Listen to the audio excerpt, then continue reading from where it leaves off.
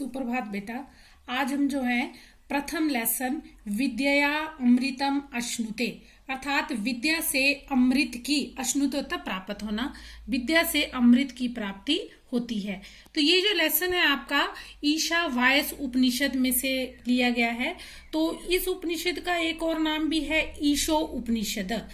ईशो उपनिषद का अर्थ है कि ये उपनिषद जो है ईशावास्यम इस पद से आरंभ होता है, इसलिए इसका नाम जो है वो ईशावास्य उपनिषद भी पड़ा। ये इस उपनिषद में कुल जो है 18 मंत्र हैं, परंतु आपको जो लेसन जो है विद्या अमृतम अश्नुते इसमें से केवल आपको जो है वो 7 मंत्र ही लिए गए हैं। तो आज हम करेंगे पहला जो इसका मंत्र है, पहला जो इसका मूल पाठ है वो है, देखिए, ईशावास्यम ईदम सर्वजत कश्चित जगत्याम जगत तेन त्यक्तेन बुद्धि था माँ गृद कस्य विद धनम।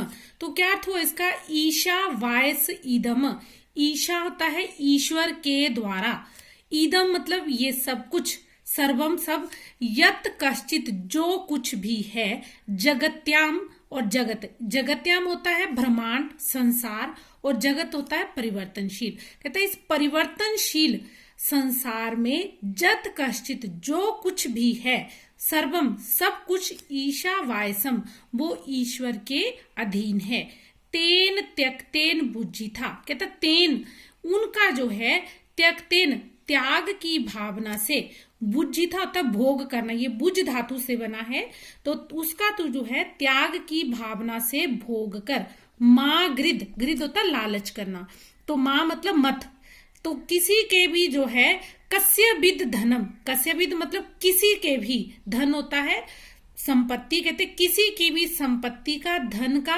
मागरिद लालच मत कर।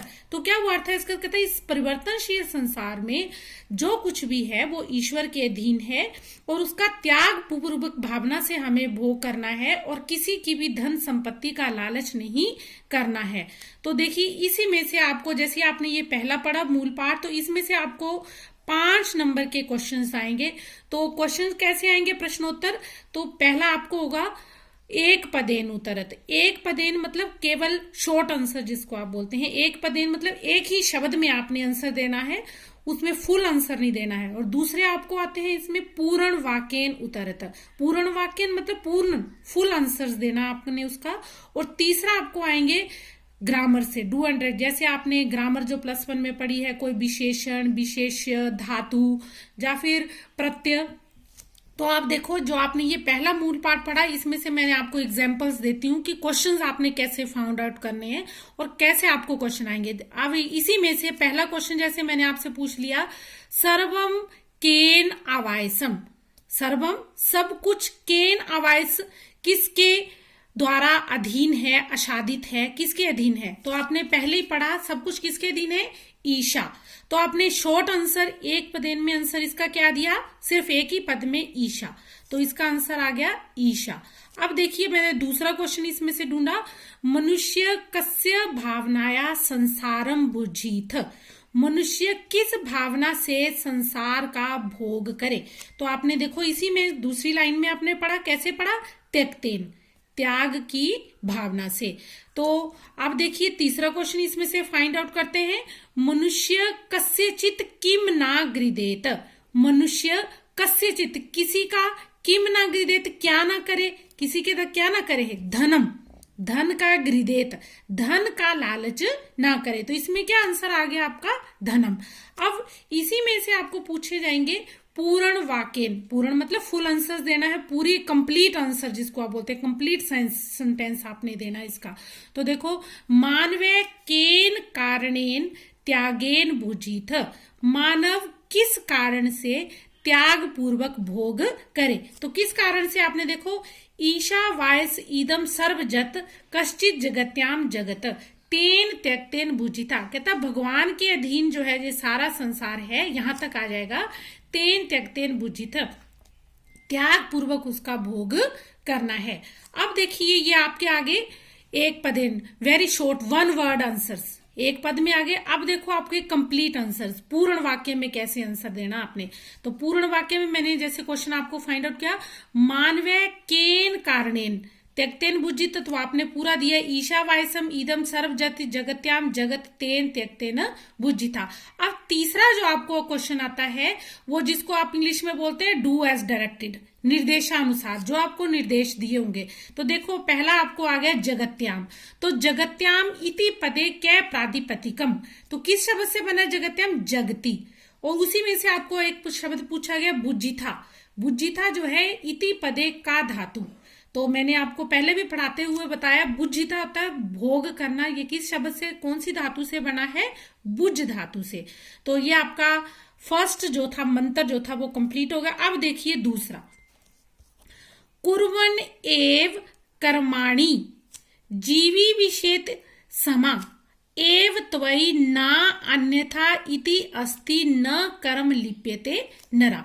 तो देखो इसमें इस श्लोक में बताया गया है कि मनुष्य को कुर्वन् एव कर्माणि, काम को करते रहना है। कर्माणि मतलब काम, कुर्वन् ये क्री धातु से बना है और इसमें देखो न क्षत्रि प्रत्यय है।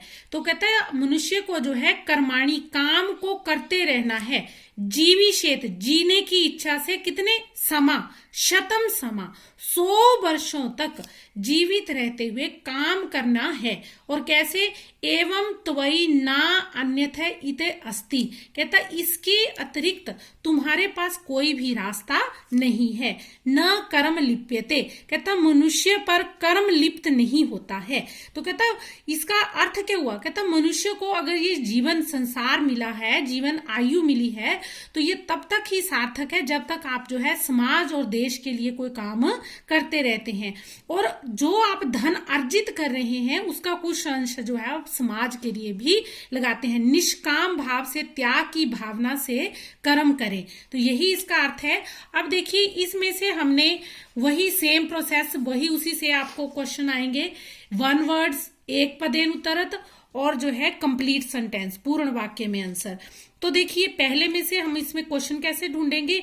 मानवे कानी कुर्यात, मनुष्य क्या करे? तो पहले ही आपने फर्स्ट लाइन में देखो क्या करना है मनुष्य में?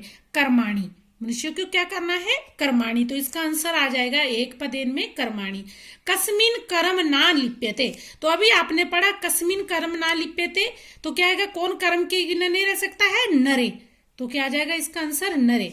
अब देखो पूर्ण वाक्यनुत्तरत, कंप्लीट सेंटेंस में आपने आंसर देना, मानव शतम समा कथम जीवी विषेत, मनुष्य 100 वर्षों तक कैसे जीवित रहे? तो कैसे जीवित रहे?